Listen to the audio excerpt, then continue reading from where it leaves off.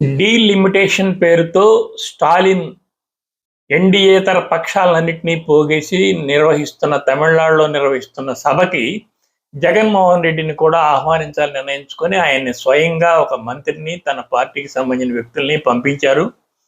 ఆయన ఆ సభకి హాజరు కాలేదు, కానీ సంఘీభావం ప్రకటిస్తూ ఒక లెటర్ రాశారు.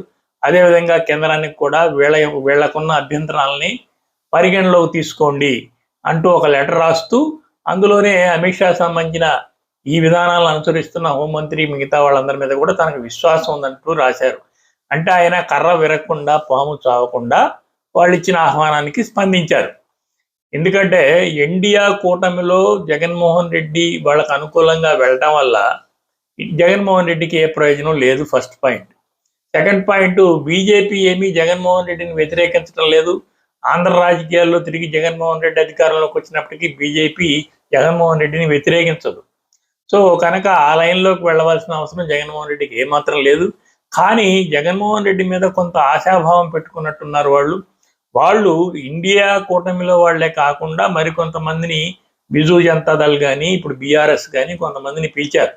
ఇండియా కూటమిలో ఉన్న వాళ్ళు మాత్రమే హాజరయ్యారు. బిజు జనతా దళ్ అంతగా పెద్దగా పట్టించుకోలేదు.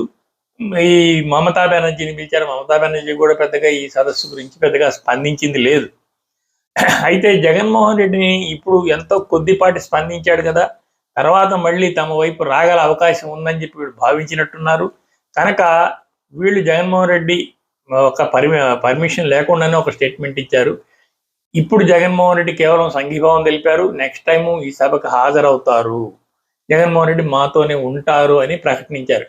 అంటే జగన్మోహన్ రెడ్డి గట్టిగా ఖండించడమో, నేను ఈ సదస్సు హాజరుగాను వీళ్ళతో నేను కలిసి లేదని ఖండించడమో, లేకపోతే ఏదో చేయాలని వాళ్ళు ఆశించారేమో, లేదా జగన్మోహన్ రెడ్డిని క్రమక్రమంగా నెక్స్ట్ సదస్సులోనన్నా మనం తీసుకురావచ్చని ఆశించారేమో వాళ్ళు ఇలాంటి ప్రకటన చేశారు. కానీ జగన్మోహన్ రెడ్డి ఎట్టి పరిస్థితుల్లో బీజేపీ లైన్ దాటి వెళ్ళే అవకాశం లేదు.